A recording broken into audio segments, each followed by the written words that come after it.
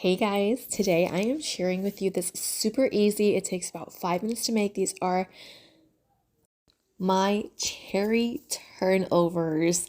I have been making turnovers or these little breakfast tarts for a really long time. Recently, I started making it with using these red tart cherries. So I have one can, it's a 14.5 ounce can of red tart cherries.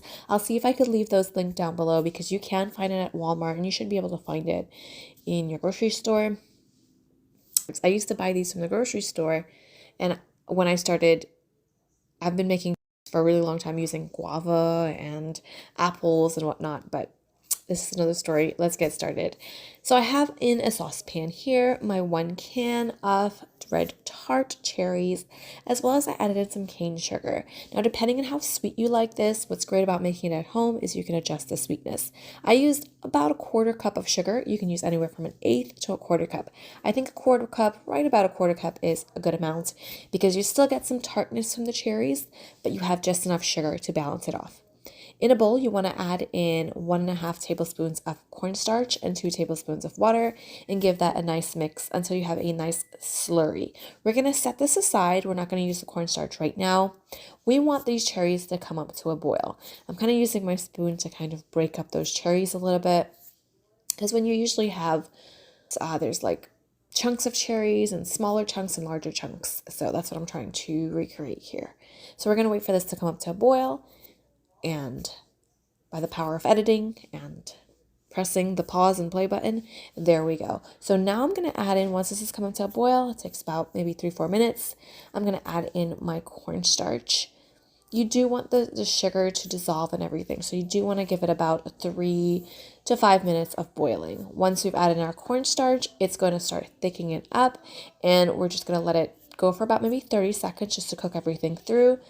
And you can add a splash of vanilla extract and almond extract to that and let that set aside.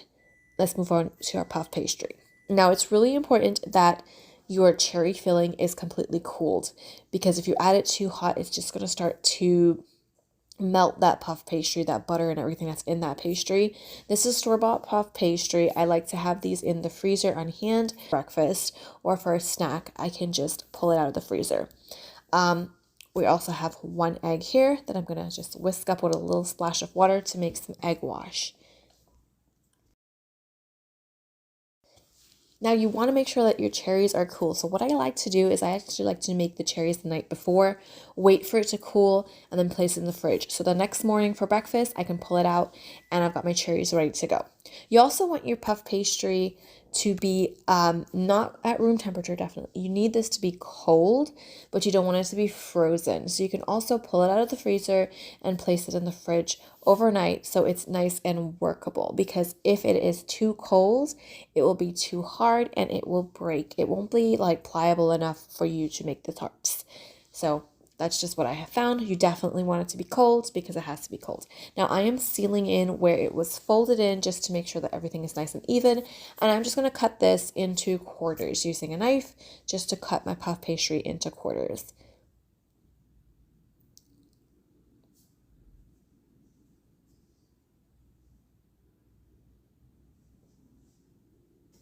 You also want to make sure that your oven is preheated to 425 degrees. Now here I'm showing you that my puff pastry is still too hard. It's still too cold because if I was to fold this, it would break the puff pastry. So I just want this to set out for a little bit longer, just about 5 minutes. So you don't want to leave it out too long or it will get to room temperature.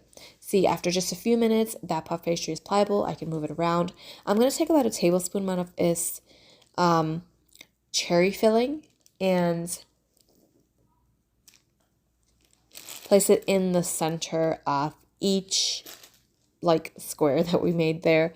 You don't want to overfill these because it will spill out the side. And clearly, as you can see, I am overfilling it. And I knew that shouldn't be overfilling, but again, it's always like I just want to try and fill it as much as I can, but it will spill out the sides if you're not careful and you do overfill it, which I definitely did have some spillage on these, but you know what? It doesn't matter. It's going to be delicious anyways.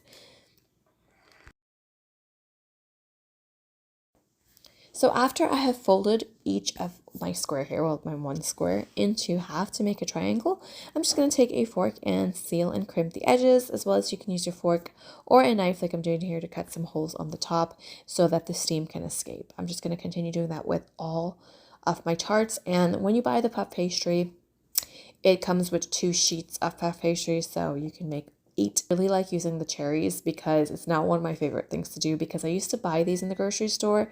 The sourness and the sweetness, and it's just perfect. To be able to make it at home is really great and really easy because it's just something great to have in the freezer. The puff pastry have in the freezer, the can of cherries to have in the pantry. So anytime I kind of want to make a little special breakfast, this is really great and really easy and quick to put together. The cherries just take about 5, 6, 7, 8 minutes or so to put together. Just let it cool completely. Puff pastry is already made for you, so you don't have to go through and do all of that. Doesn't have to be perfect, because as I was watching this over, I was like, I have a little one. She was crying in the background, so my husband had her, and I was just like trying to hurry up and get this done. So at the end of the day, it doesn't have to be perfect. I don't think I ever really strive for something to look super perfect in my kitchen. Maybe I do strive, but it's not usually always the outcome, and that's okay too. So I'm going to place these on a baking tray that is lined with parchment paper. It is important to line it with parchment paper because it will, or it can stick, and especially if you do have some spillage going on while this is baking, it can be, hard to clean up. So for easy cleanup, use some parchment paper, preheat your oven to 425, make sure and set the top so the steam escapes, and that is it. It just takes like 5 minutes to put together. I'm just going to go ahead and do my next 4 here. Finish up making these puff pastries. You do want to make sure and use your egg. Whisk that egg up and then just lightly and carefully baste that egg wash on top of each pastry. So I'm going to finish this up here.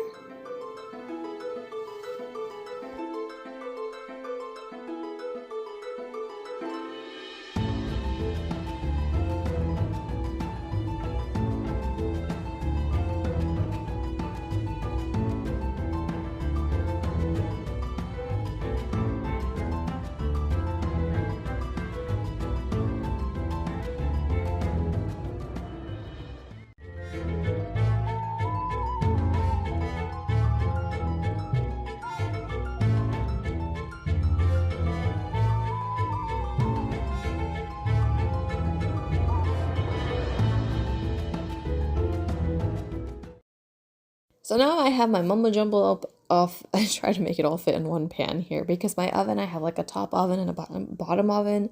So my top oven can really just hold one tray, and that was what was preheating. So I had to kind of try and fit it into one tray. So yes, I have my egg wash here that I just beat up 1 egg. I am lightly brushing this egg wash on top as best as I possibly can. And I'm also going to sprinkle some granulated sugar on top. Or not granulated sugar, cane sugar. You can use granulated sugar if that's what you have, but here's my cane sugar. Once I've spread that egg wash on top, I'm going to take that cane sugar and sprinkle it all over. You're going to bake this for about 20 minutes at 425, 15-20 minutes until it's golden brown and puffed up and nice and perfect, and that's it. It really is super simple to put together. I have my nice sugary crystals on top. I'm going to pop that in the oven, and voila. You do want to make sure that this is cooled before you eat it because you don't want to burn your mouth with some piping hot cherry sauce that we made. Of course, you can see I did have some spillage there. It really doesn't matter. It's all going to go get devoured. I hope that you try it and enjoy it. I will have this recipe linked down below in the description box for you. Don't forget to hit that subscribe button if you haven't done so yet. Would love for you to be a part of our little journey here as we're cooking and mothering and doing all the things. I hope that you try this, and if you enjoy it, let us know down below. I'll see you next time. Bye-bye.